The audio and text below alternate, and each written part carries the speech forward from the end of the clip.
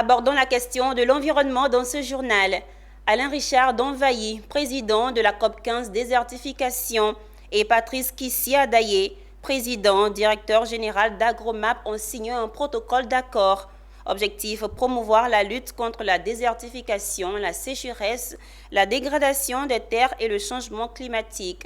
Cette convention de partenariat a été signée en présence de Laurent Tchagba, ministre des Eaux et Forêts. Djekou de Silva et Ezekiel Siri dans un commentaire de Michel Brou.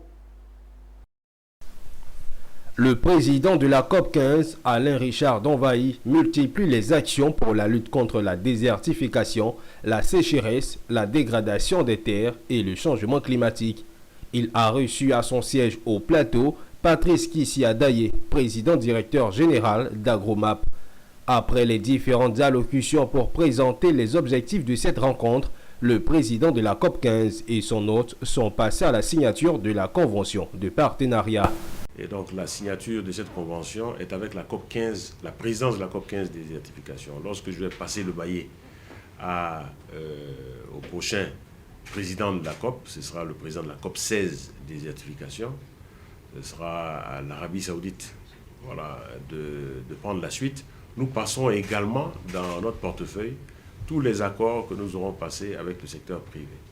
Et cela permettra donc à la COP16 de continuer à travailler avec nos partenaires pour continuer la lutte contre la désertification.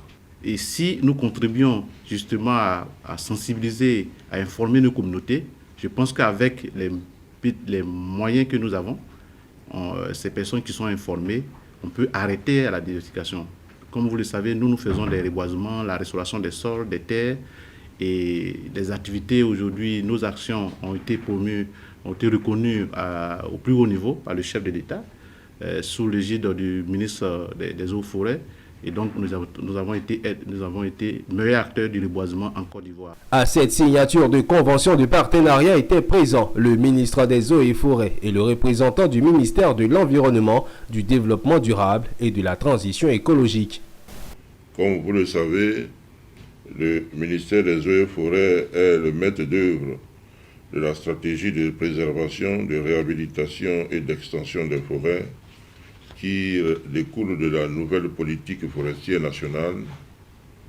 L'un des objectifs de l'ASPREF est d'atténuer les effets du changement climatique et renforcer la résilience de la Côte d'Ivoire à ces effets.